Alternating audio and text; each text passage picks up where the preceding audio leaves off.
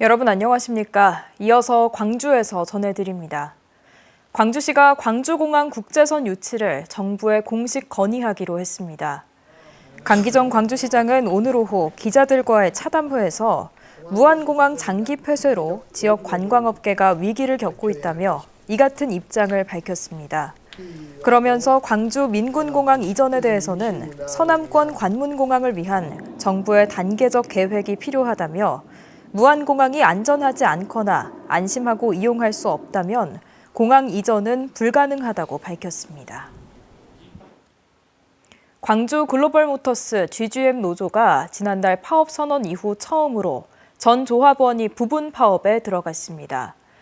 GGM 노조는 조합원 228명 전원이 오늘 낮 12시 20분부터 오후 4시 20분까지 부분 파업에 돌입했다고 밝혔습니다. 이번 파업에 대해 노조는 사측이 파업 관련 선전전을 한 노조 간부 2명을 업무방해 혐의로 고발하는 등 부당성을 알리고자 추진한 것이라고 전했습니다. 한편 사측은 파업에 따른 생산 공정 차질을 최소화하기 위해 일반 사무직 직원 등 108명을 대체 인력으로 투입했습니다. 지난 주말 광주에서 윤석열 대통령의 탄핵 반대 집회를 열었던 단체가 오는 주말 목포에서 집회를 열 것으로 보입니다. 목포경찰서 등에 따르면 탄핵 반대 측 단체 세이브 코리아가 이번 주 토요일인 22일 오후 2시 목포역 광장에서 100여 명 참석 예정으로 집회 신고를 했습니다. 목포 시민주권행동은 내일 오후 비상대응회의를 열고 대책을 마련할 계획입니다. 1,000억 원이 넘는 임금체불로 구속된 박영우 대유위니아그룹 회장의 1심 선고를 앞두고 지역 노동계가 박 회장의 엄벌을 촉구했습니다. 금속노조 광주전남지부는 오늘 성명서를 내고 박 회장은 1,200억 원의 임금을 체불해 근로자들의 생계가 무너지는 등 사회적인 중대범죄를 저질렀다며 재판부는 내일 1심 선고에서 박 회장에게 중형을 선고해야 한다고 강조했습니다. 이들은 또 회장 가족의 철저한 조사는 물론 체불 피해 근로자들에 대한 배상 명령도 내려달라고 호소했습니다.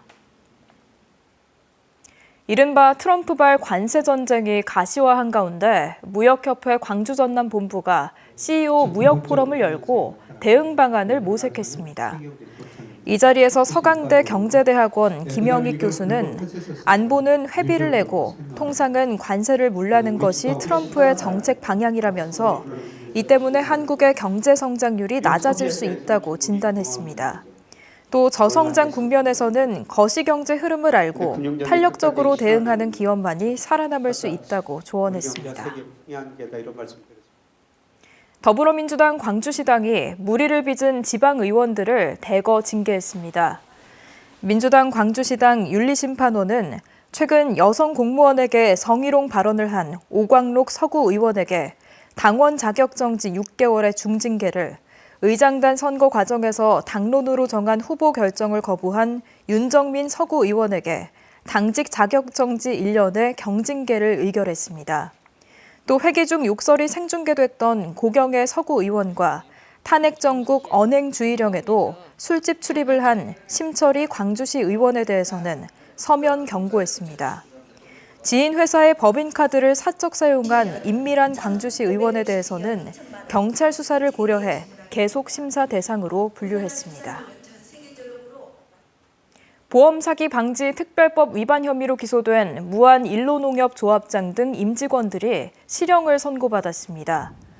광주지법 목포지원 형사 2단독은 오늘 무안 일로농협 조합장과 전무에게 징역 1년 6개월의 실형을, 상무와 미국 업체 대표에게 집행유예 2년을 선고했습니다.